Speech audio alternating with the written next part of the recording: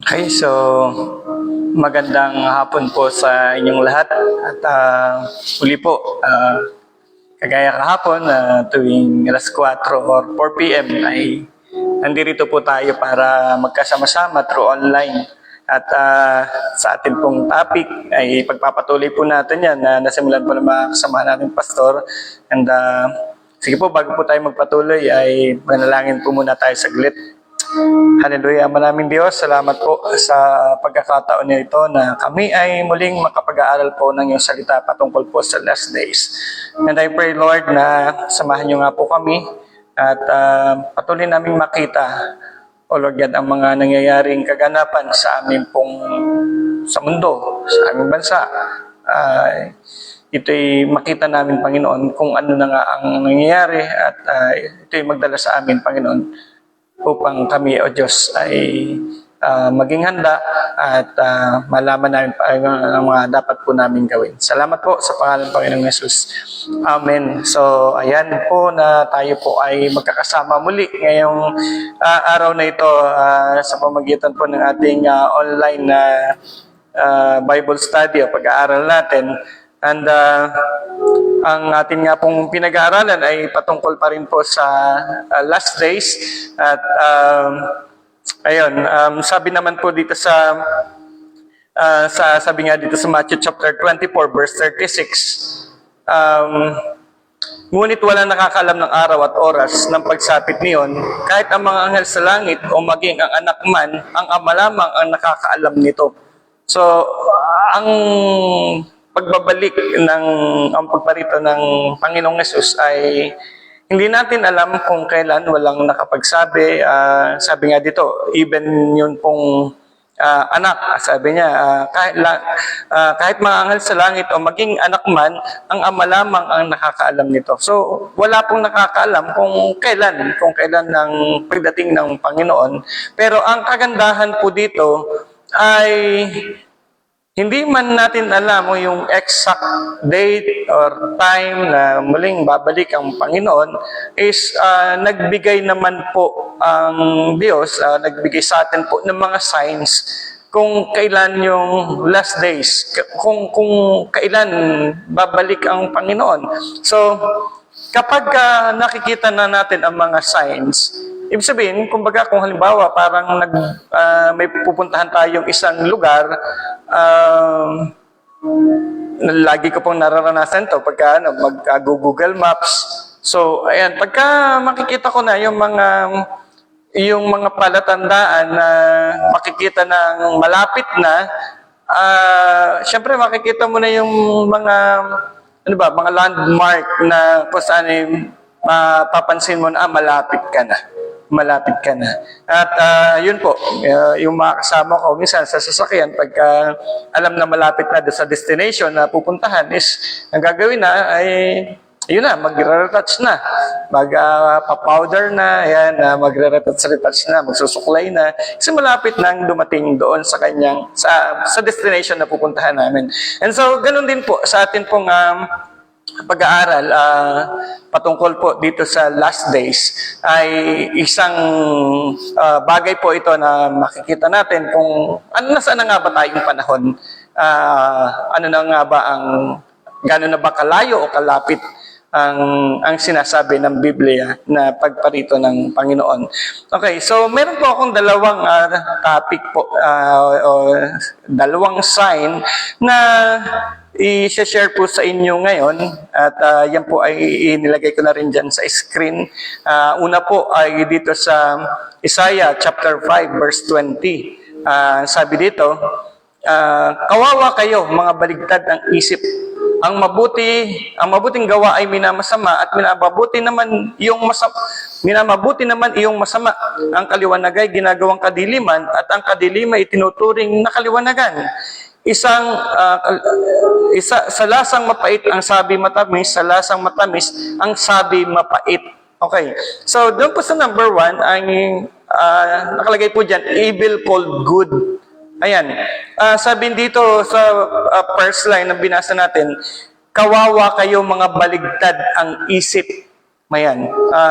Sabi doon, kawawa kayo mga baligtad ang isip.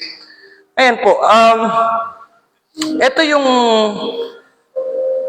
makikita natin na meron ng may ano na ba, baligtad ang isip. May moral confusion na po ba? Meron ng hindi niya na lubos na maunawaan, confused na. Yung nagkakabalibaligtad na, yung mabuti ginagawang masama, yung masama ginagawang mabuti.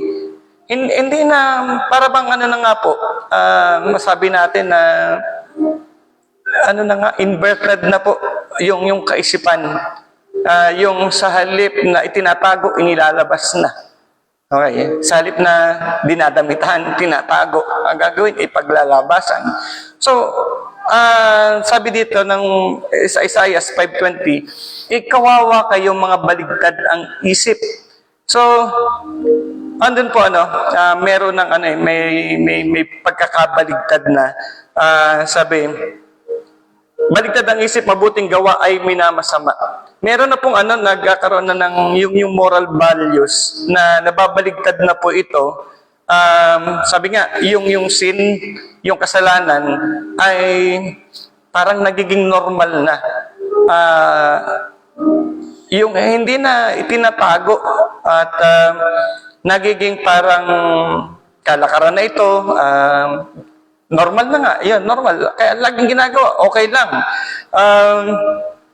So, pansin po natin, lalo na sa society, kumbaga, kikita mo, mga bata pa lang, ando na talagang yung mga bisyo, makikita mo na. Mga kahit sa school, pagka makikita mo, may mga bisyo na dyan, may nagsisigarilyo, hindi na nga sigarilyo at ginagawa ng ngayon, laging nakasabit sa leeg ay vape. Kasi parang sabi natin, okay na lang ito. Ano ba ito? Nakakasira ba ito?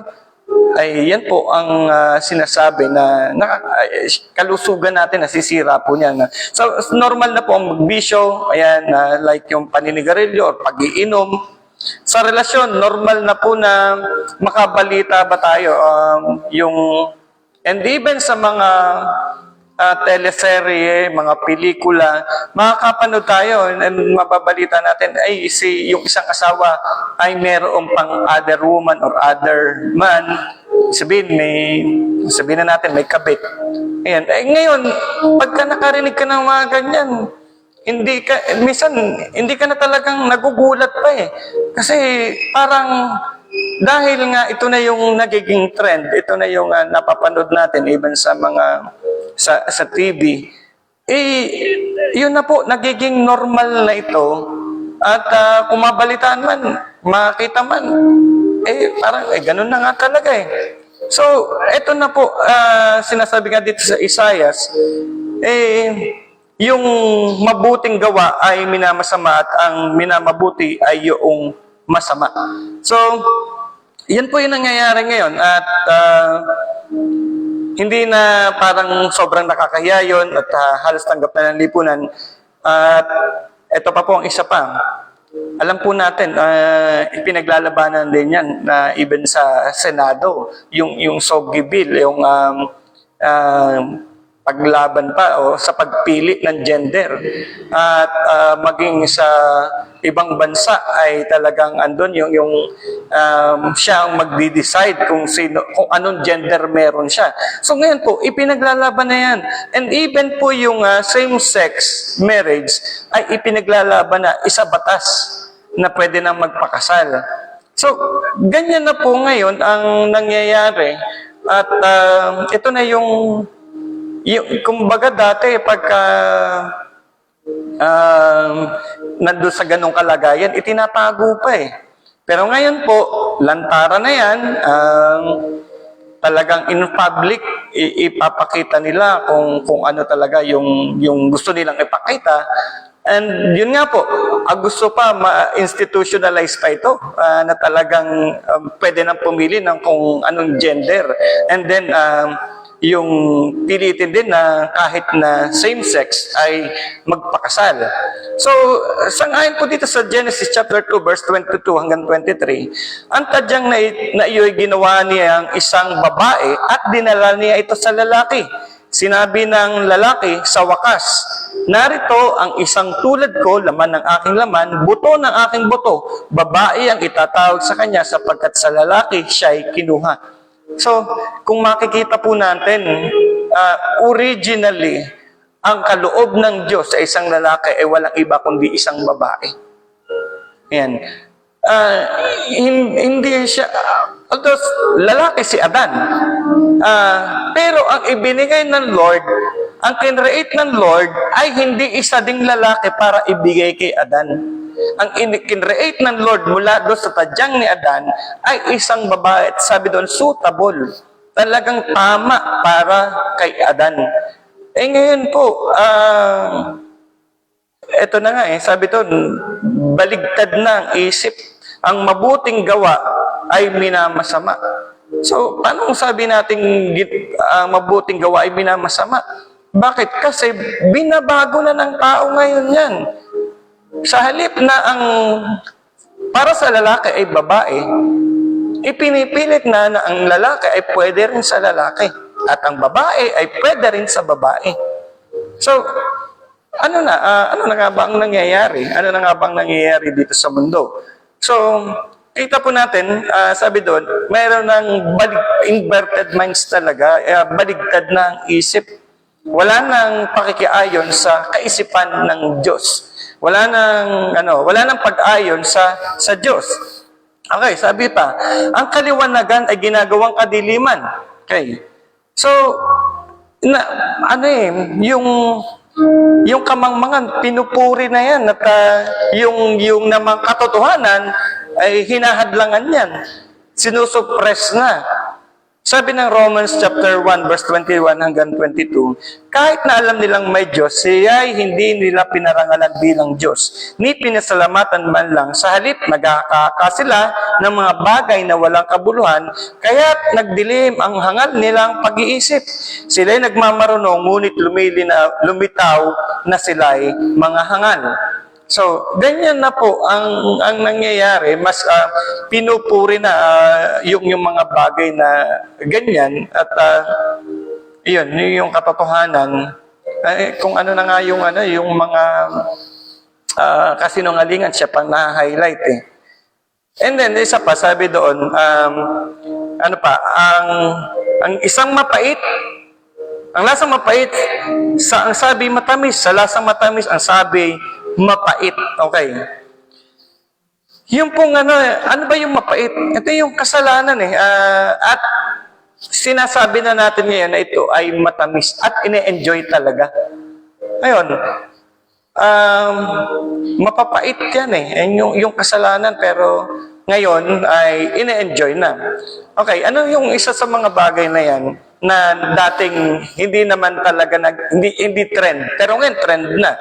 Dati po pag nanglait ka ng kapwa, yan, masakit yan. Talagang kinaiinisan ng husto. Mapanglait ka, ganyan. Pero ngayon, yung panlalait, ito'y parang isang napakagandang joke. Na pag naglaitan, wow, talagang maraming tawang-tawa, maraming enjoy na enjoy. Pansin po natin yan.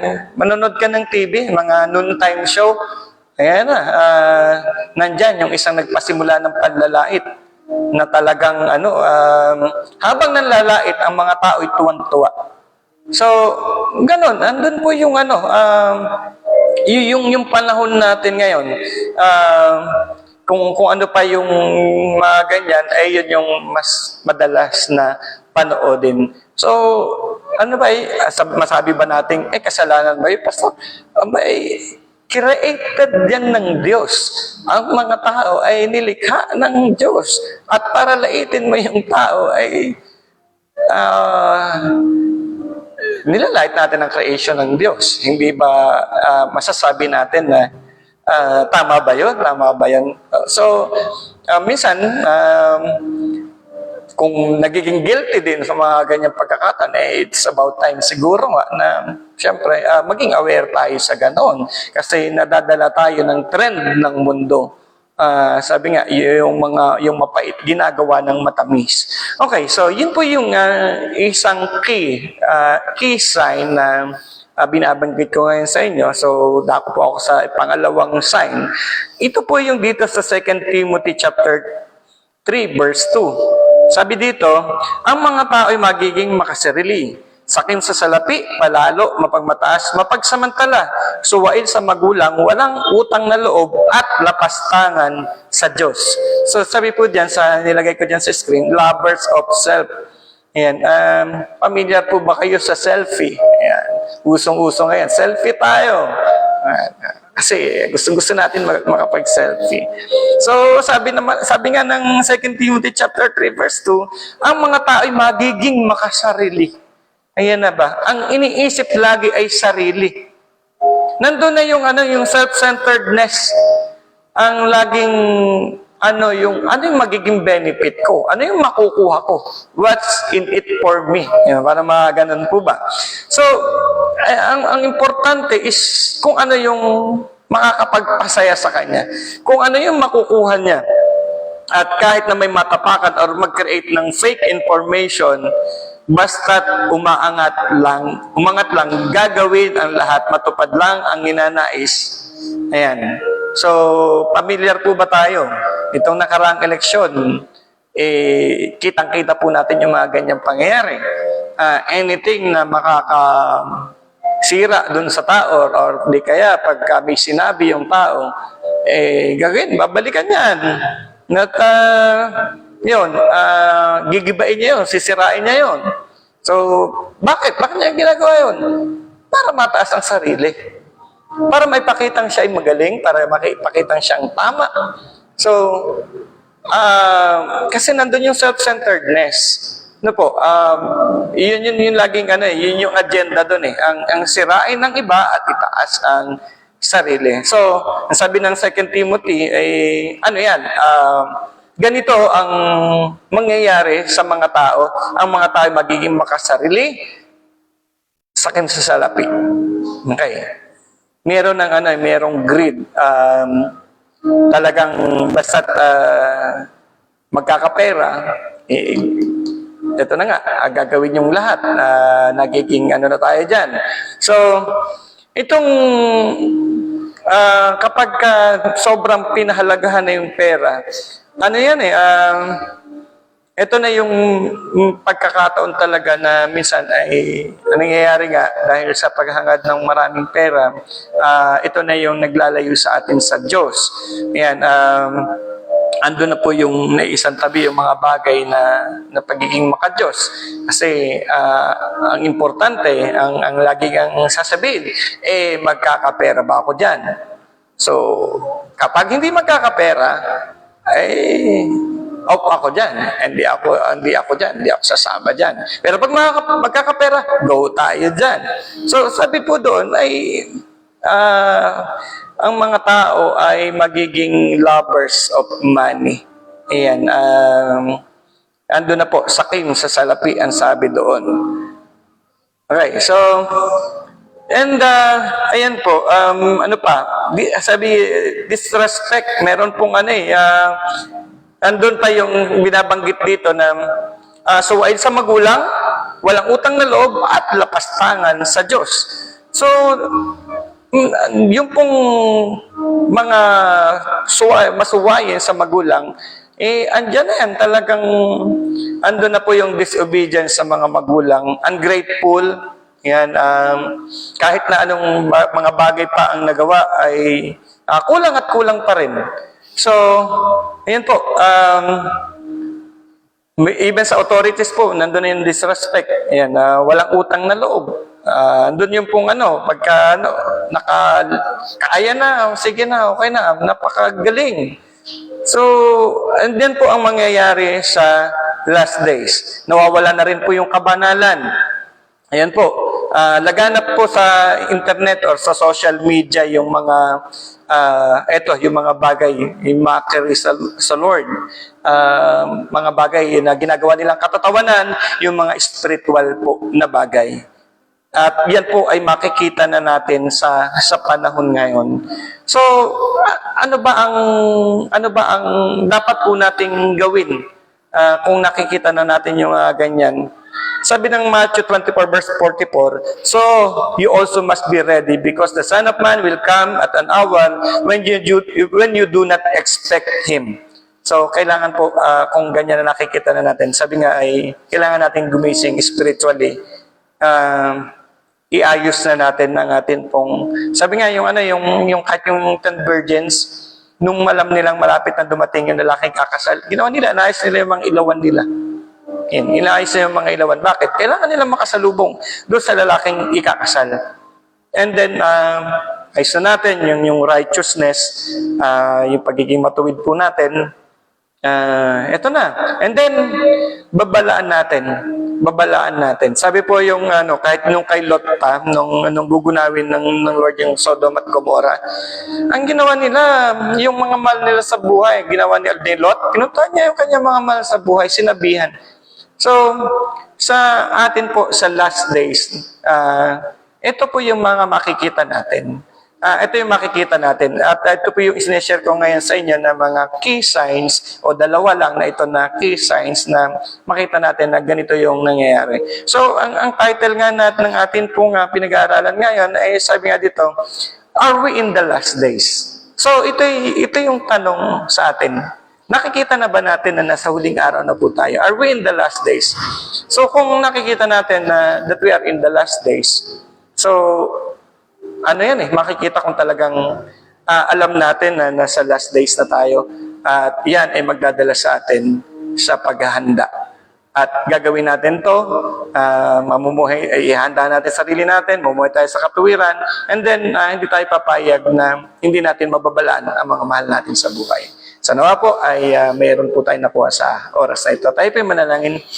Father in heaven, we thank you sa isa pong muling pagkakataon na ito na napag-aralan namin, O God, ang patungkol sa mga huling panahon. And I pray, Lord, na sa bawat pag-aaral po namin nito ay madala po kami sa readiness, Panginoon, and sa urgency, Panginoon, na gawin namin ang mga bagay na dapat po namin gawin bago dumating ang araw na ikaw, O God, ay dumating at sumalubong po kami sa iyo. Salamat po, Ama, sa pangalan ng Panginoong Jesus. Amen. Amen. So God bless you po.